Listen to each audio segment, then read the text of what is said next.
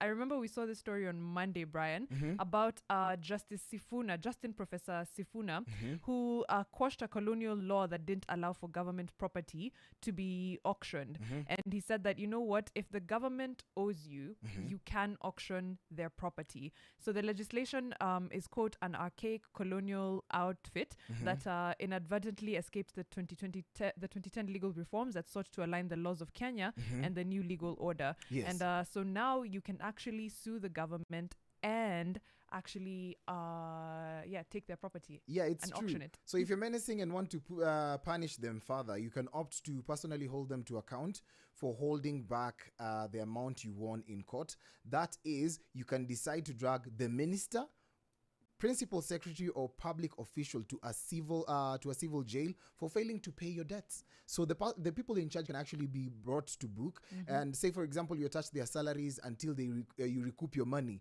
You can actually do that even for their pension after they retire for failing to honor your debt during their stint in office. And I believe it gives more power to individuals who are owed by the government. And it was simple. You come, do biashara with government, and as soon as the people who in charge leave office, then kitu kama unaambiwa tu si tulishatoka kwa ofisi, you have to go claim to the current government. And they tell you, we don't know who and you the are. Government, the current government tells you that was before our time.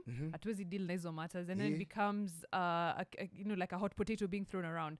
City lawyer Donald Kipkorir is already exercising his right to do this. He didn't even let that ink dry on the justice's statement. He has instructed auctioneers to seize assets belonging to the county government of Nairobi over a debt of 1.69 billion shillings that has been pending since 2022. Yeah, so Garam Investment auctioneers are set to seize valuables, office equipment, computers, furniture, and even cars to satisfy the debt. What do you think about this? I think it's important that we go read the constitution even more so that we know our rights. And if the government owes you money, remember, you can go for the PS, the minister in charge, whether they are in office or even for their pension. You know what's crazy? The fact that he is owed 1.6 billion. It was originally 1.3 billion shillings, but it has accrued interest. And he defended Nairobi City Council against the Ministry of Defense over a plot of land in Eastleigh that's about 3,000 acres.